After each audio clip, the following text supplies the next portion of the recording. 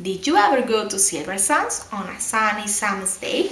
Then perhaps you saw the mermaid who sank in the deep blue sea.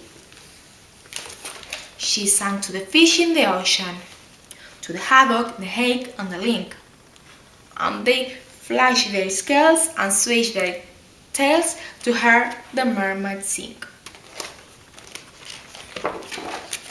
And sometimes the singing mermaid swam to the silvery shore. She sat and combed her golden hair, and then she sang some more. She sang to the cockles and mussels. She sang to the birds on the wing, and the seashells clapped and the seagulls flapped to hear the mermaid sing. When Sam Sly's circus came to town, Sam took a stroll by the sea. He heard the mermaid singing and he rubbed his hands with glee. He said, "I can make you famous. I can make you rich," he said. "You shall swim in a pool of marble and sleep on a fine feather bed. You shall sing for the lords and the ladies. You shall sing for the queen and the king, and young and old will pay good gold to hear the mermaid sing."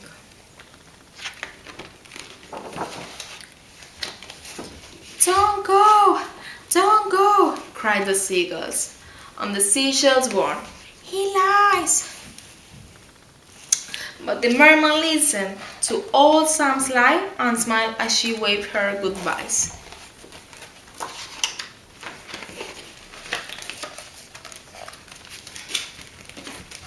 And he took her away to the circus, and she sang to the crowds round the ring.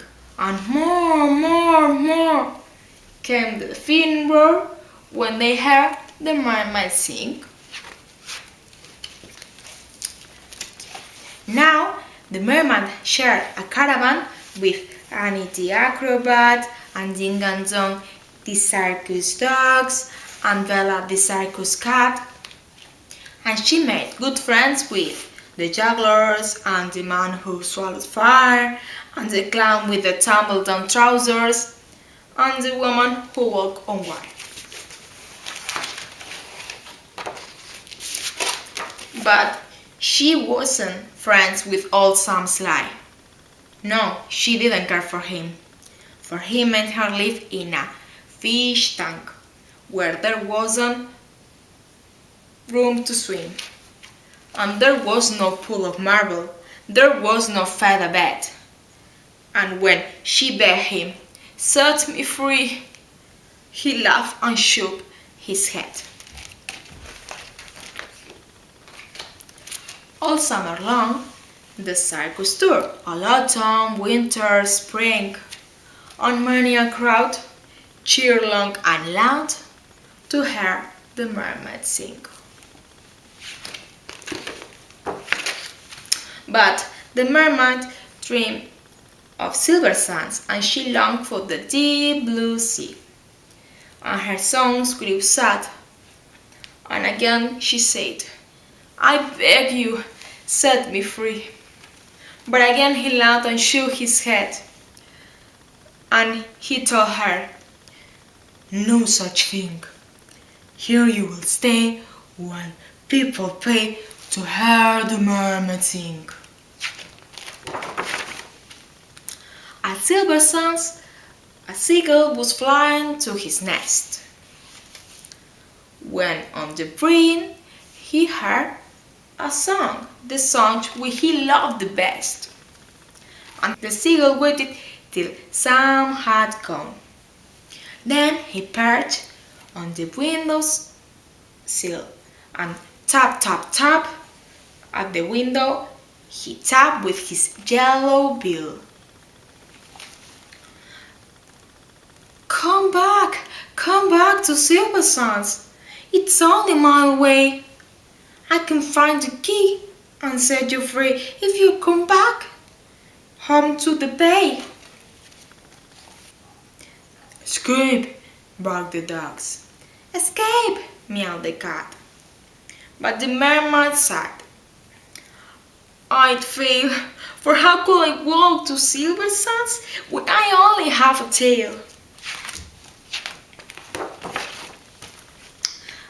Like this, cried Annie the acrobat, and she stood upon her hands. This is the way, the only way to get to Silver Sands. Right hand, left hand, tail up high. There's really nothing to eat. If I give you lessons every night, you'll soon learn how to do it.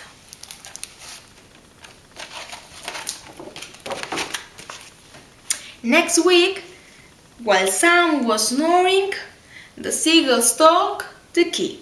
He carried it off to the caravan and set the mermaid free. And he flew ahead to guide her as she walked upon her hands all along the moonlit road that led to Silver Sands. And the creatures on the seashore and the fish beneath the foam jumped and splashed and danced with joy to have the mermaid home. And she sang to the cockles and mussels. She sang to the birds on the wing. And the seashells clapped and the seagulls flapped to hear the mermaid sing.